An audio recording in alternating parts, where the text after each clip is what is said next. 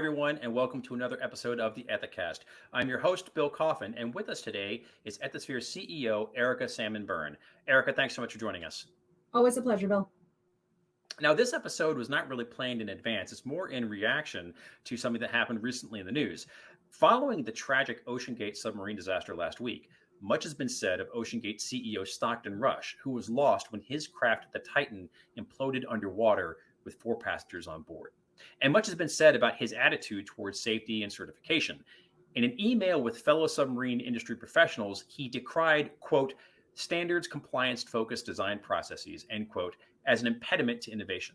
And ethics and compliance teams hear such concerns all the time, so we thought we'd talk about them today.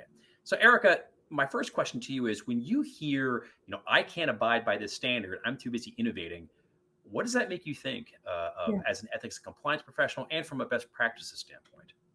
It's super frustrating, Bill, because it reflects the traditional dichotomy that so many people still see between compliance and innovation. And the fact of the matter is, a strong ethics and compliance team exists to help you innovate safely and effectively, right? So many people still, unfortunately, think of the compliance team as the Department of No, right? If I bring you something, you're going to say no. And the fact of the matter is, a good, strong compliance team is going to help you say, have you thought about X? Have we planned for Y? What do the risks look like with this decision? Have we effectively thought through what those risks look like? Are we sure that the risk appetite is something that we're comfortable with? And so when you think about ethics and compliance and the role that those teams can play in a company with a strong safety culture, for example, then you are going to find a team that is helping you get to yes if, right, as opposed to no. And that's how that is the way in which I wish more organizations thought of their ethics and compliance teams, as opposed to this idea that somehow if you comply with a regulation or a safety provision, you're somehow getting in the way of innovation. The safety provisions exist for a reason, right? That's the fact of the matter. And we saw that, unfortunately, very tragically with this situation. The safety provisions exist for a reason. And, assuming that it's just some, fuddy-duddy, antiquated, piece of control can be tragic. A justification for suboptimal behavior, especially illegal behavior like bribery, is often, well, if I don't do it, my competitor will. So how do you defend against that kind of competition-based logic to sidestep rules and regulations? To me, the easiest way to think about it, to flip the switch on that kind of thinking, is to think about why we have those regs in the first place, right? Who does corruption benefit? Does it benefit the community that you're trying to operate in? Does it benefit your company?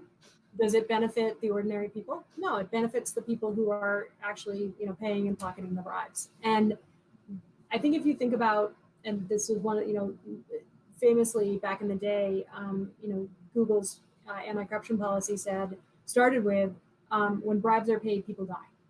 And if you think about the reason that we have anti-corruption laws in the first place, then it becomes a lot easier to navigate those pressures and to think through the ways in which you want your people behaving when they're put in a situation where they're being asked to pay that kind of a bribe. There are so many tangible impacts of corruption in so many countries, and human trafficking is another great example. There's so many tangible impacts of human trafficking, which is often intricately linked with anti-corruption, that if you go back to the why for the reg in the first place, you'll usually find there's a pretty good reason. Sometimes companies make bad decisions just out of ignorance, or their enthusiasm blinds them to possibly negative outcomes. So following a major setback, what is the best way to win a company or an industry's hearts and minds so that they pursue best practices, but doing it in a way that doesn't feel like you're adding salt to the wound? These kinds of situations, these sort of high profile events, offer us a really good opportunity to ask ourselves, how would it happen here?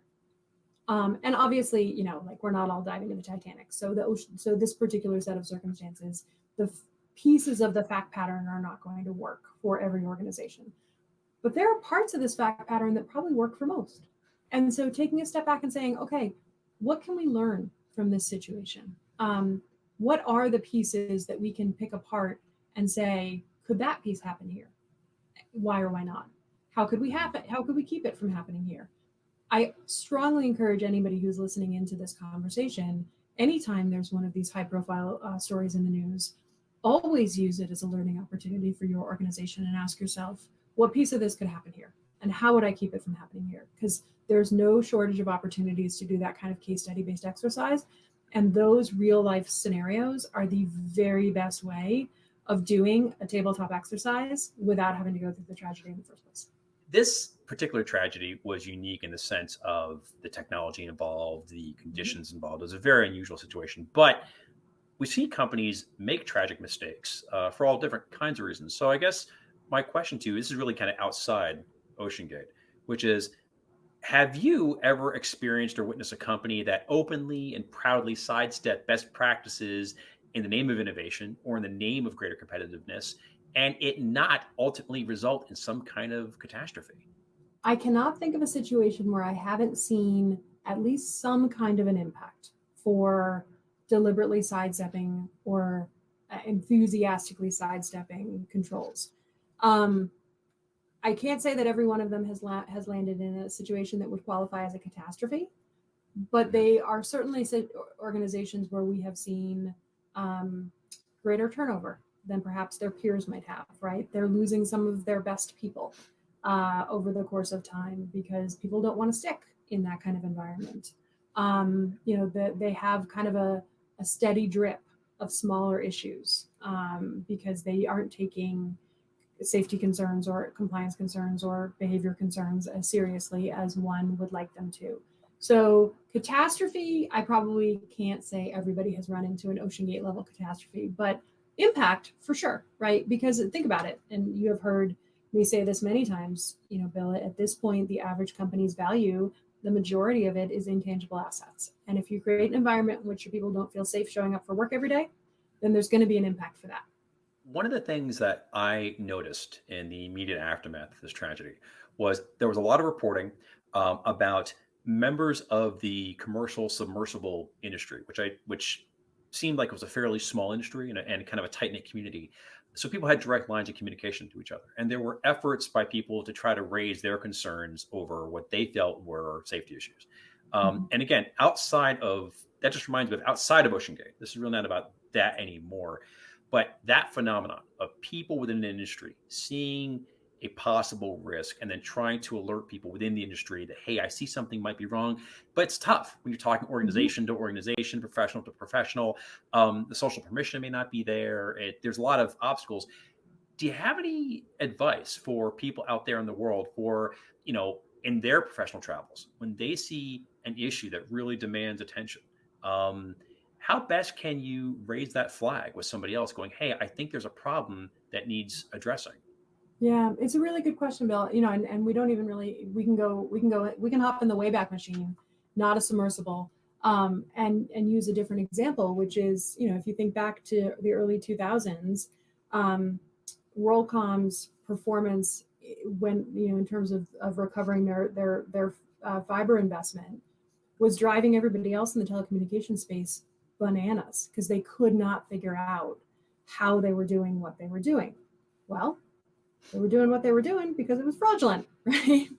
And so I think always keeping in mind that there could be multiple explanations for a particular situation, but also trusting your gut if you really think that something is wrong in a particular set of circumstances, sharing that in whatever way, shape, and form you feel appropriate. Unfortunately, right, if we think about the triangle of behaviors that we hope to see when somebody raises a concern, the people involved here were not open to the feedback that was given, right? And in fact, just based on the reporting I have seen, it seems like the team working on the Titan got more stubborn with the issue, with the concerns being raised, as opposed to taking them seriously, right? It was became almost a us against the world kind of a situation. Right. And sometimes that'll happen, right? Sometimes that'll happen. But thinking through, where are the places where potentially I could get somebody to listen to me, right? Maybe I can't go straight to the person who ought to listen to me, or I go straight to the person who ought to listen to me and they don't. What are my other avenues, right? What are the other places that I could potentially bring this information up? Can I keep saying something to somebody until I get somebody's attention? That would be the thing that I would encourage people to think about. Are there any resources at Ethisphere that you would drive people to or recommend people take a look at when they think about this and think about the issues that we've been talking about today, for them to go, you know what, this is where I can turn to learn more and to kind of help make it more possible for me to kind of advance the needle in a meaningful way at my organization? Yeah, I mean, yeah, thanks, Bill. It's a really good follow up. I think the thing that I would point people to, and probably one of the things I'm most excited about that we actually just launched, is our new toolkit on retaliation prevention. Right. So really thinking through to that point about look, it is an act of courage to bring a concern forward, and I don't want to diminish the people who raised concerns about safety in this particular context and weren't heard.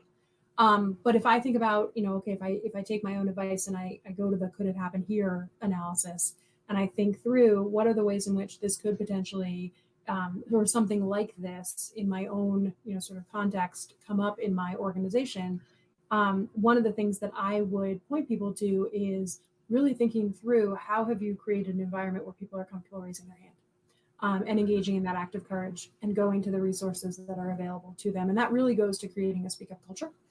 So I would say check out the latest things that we've just released around that prevention of retaliation piece in particular, because that's what people tell us keeps them from raising their hand, is a fear that something bad is going to happen. And particularly in an industry as small as commercial submarine, travel, or commercial submersibles, that's a really, really tiny community, right? And so for people to have had the courage to raise their hand and to be rebuffed, that says something about how serious the issues that they were potentially talking about were. And so that would be the piece that I would say to myself, okay, where are the pockets in my company where it's a really small community and people might not be comfortable raising their hand, and what can I do about it? Well, Erica, it is always a pleasure to speak with you. Thank you so much for coming on the show today to talk with us now. Absolutely. My pleasure, Bill. You and I are fortunate in the fact that we get to give our analysis on these kinds of issues using this sort of vehicle. So while I hope that the next one that we react to is not quite as tragic, I look forward to getting on the next issue of Ethisphere Reacts with you. Most certainly. Well, to take advantage of some of the resources that Erica mentioned before, please visit ethisphere.com/resources.